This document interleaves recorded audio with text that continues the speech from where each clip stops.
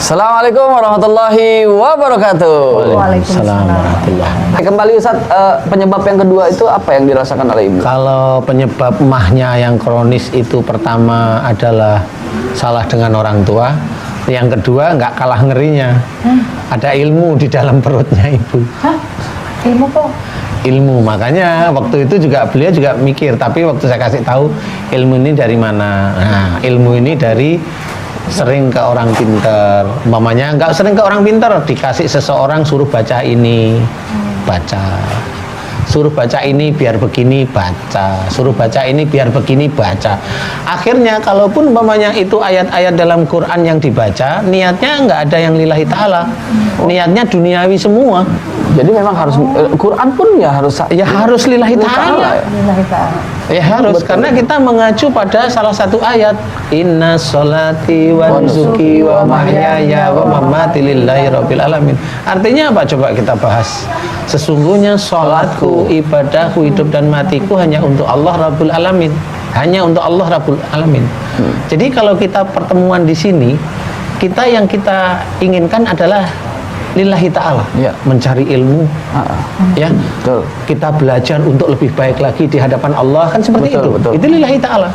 Jadi tidak ada mamanya maaf kesini kemudian apa yang dicari itu hanya duniawi aja, nggak ketemu. Sama seperti kita sholat. Kalau mamanya ditanyain sholat kita itu hanya agar suami kita tidak lari, kan banyak nih. Atau sholat kita biar kita itu lebih rezekinya lebih banyak, atau membaca surat-surat di mana itu bisa biar rezeki kita lancar, kan banyak itu yang beredar. Nah, itulah yang dimaksud bahwa tidak lillahi ta'ala, walaupun diawali dari bismillah. Berarti yang kita kejar duniawi ya Pak? Yang dikejar duniawi karena Allah Maha tahu inti hati kita. Tapi makanya di situ waktu saya bilang gitu, beliau jawab iya. Nah, di situ mulai mulai hari ini dikeluarkan semuanya. Iya. Jadi minta maafnya sama orang tua. Waktu itu orang tua masih ada apa? Masih sudah nggak ada ya. Jadi orang tua nggak ada, beliau juga tanya orang tua saya nggak ada, gimana caranya? Ya catatan buruk kita tetap ada pada Allah Ta'ala. Minta ampunlah pada Allah terus menerus. Ya. Kemudian aku pergunakan untuk duniawi. Nah, ini duniawi. Jika itu salah dari niatku, aku mohon ampun kepadamu. Nah, mulai dari situ yang di dalam tubuh mulai keluar. Ya, sebenarnya begitu. Jadi kita harus mau. Makanya kalau kita baca Quran niatnya hanya satu, lillahi ta'ala. Lillahi ta'ala. Karena dari lillahi ta'ala ini muncullah amal soleh kita. Nah, amal soleh ini yang akan dipergunakan untuk doa-doa kita. Wa yastajibul ladzina amanu wa amilus sholihat, dan Allah akan mengabulkan doa orang yang beriman serta mengerjakan amal soleh. Nah, amal soleh itu pasti lillahi ta'ala. Nah, waktu saya cerita sama Ibu Evi, iya, beliau mau, beliau berubah, alhamdulillah sembuh. Ya dari doa beliau sendiri. Jadi nggak dioperasi. Benar-benar tuh setelah di USG kembali, setelah apa yang disampaikan oleh Ustadz kemudian dilakukan, kemudian ke dokter lagi cek. Iya, tapi saya udah jalannya udah enak. Ya udah sempat dicek lagi USG lagi apa gimana? Apa benar-benar setelah di USG hasilnya udah benar-benar? Belum, 3 bulan lagi. 3 bulan lagi. Tapi sudah berasa sudah ada perubahan? Udah jalan. Jauh banget perubahannya. Jauh sekali, orang waktu datang aja saya sampai pegangan perut terus ya. Sakit jalan sakit karena kan tuh batunya kan di sini ya. Jadi sakit tuh semah juga, jadi borongan sakit. Perutnya itu kayak mall. Oh iya itu. Borongan. Pasar. Iya.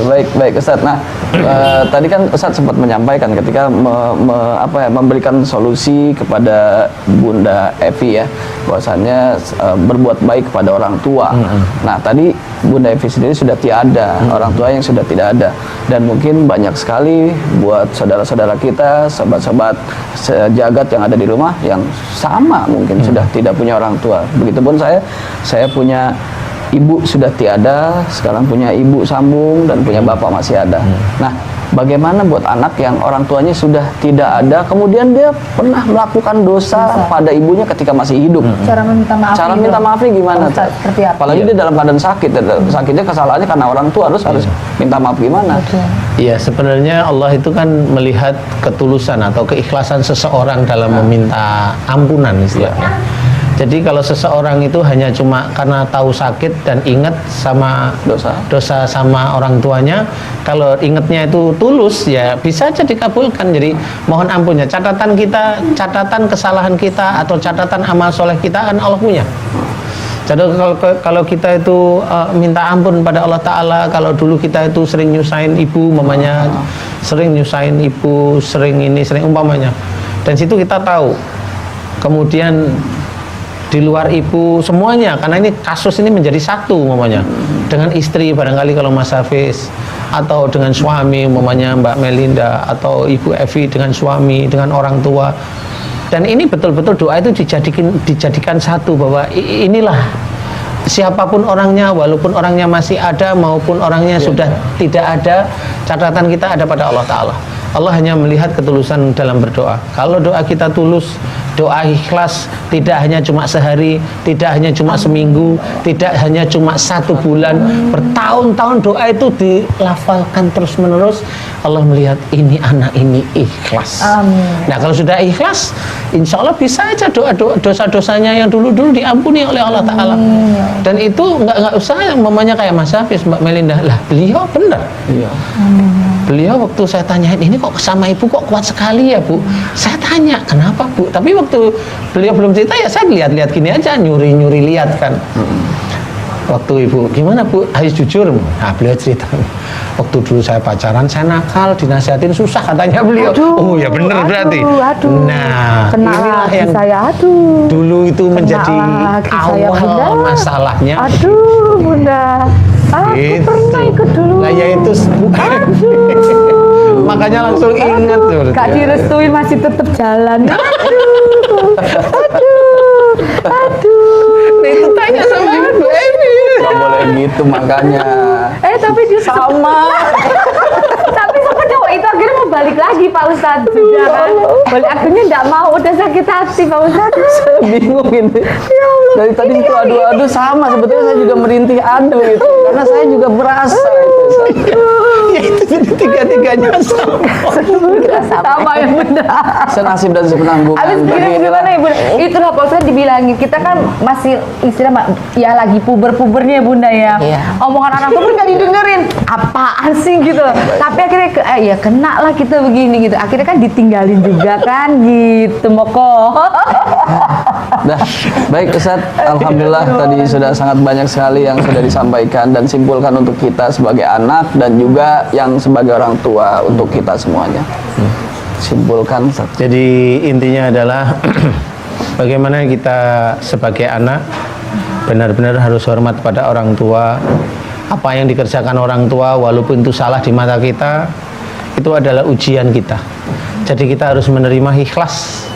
Karena sama sebenarnya kalau kita sudah dewasa, orang tua itu seperti anak kecil. Coba kita lihat, pada waktu kita itu kecil nakalnya minta ampun. Itu orang tua jangan ini.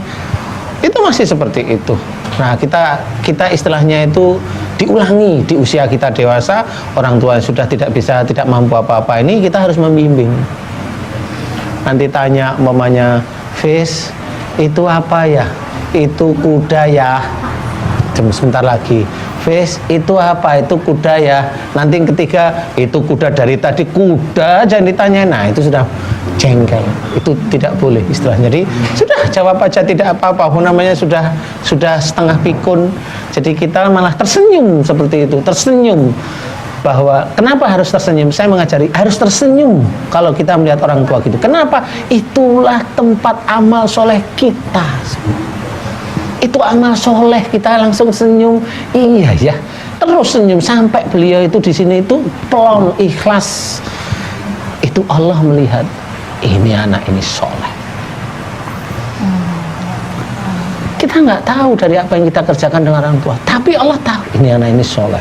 Tidak ada tuh di hatinya, tidak ada kejengkelan, tidak ada. Ini malah senyum, dia seneng. Ini tempat aku beramal soleh di hadapan Allah Ta'ala. Sebenarnya itu. Kenapa harus kita lawan? Kenapa kita harus dengan kata-kata yang tidak enak didengar? Tidak usah orang tua yang dengar. Kita ngomong yang nyeletuk, yang agak maaf-agak saru aja. Kita yang masih muda nggak suka kok. apalagi dengan orang tua yang agak kasar dikit, nggak nyaman. Orang tua itu sangat sensitif artinya. Baik. Insya Allah seperti itu. Baik, Ustadz, terima kasih semuanya, terima kasih, dan juga buat pemirsa, terima kasih. Saya selalu berdoa dan kita semua berdoa buat orang tua kita yang masih ada, dan buat orang tua yang sudah tiada, terus kita doakan, karena Amin, amin. doa dari anak yang soleh akan sampai kepada orang tua Amin. kita yang sudah meninggalkan kita. Ingat, ridallah fi ridal walidain wa suhtullah fi suhtil walidain. Ridhonya Allah terletak pada ridhonya orang tua, dan murkanya Allah pun sama terletak pada murkanya orang tua. Mudah-mudahan kita adalah orang tua yang baik kepada anak-anaknya, dan anak-anak yang selalu berbakti pada orang tuanya. Amin. Terima kasih. Mohon maaf kalau ada salah dan hilaf. Wabillahi taufiq wal hidayah. Assalamualaikum warahmatullahi wabarakatuh. Waalaikumsalam.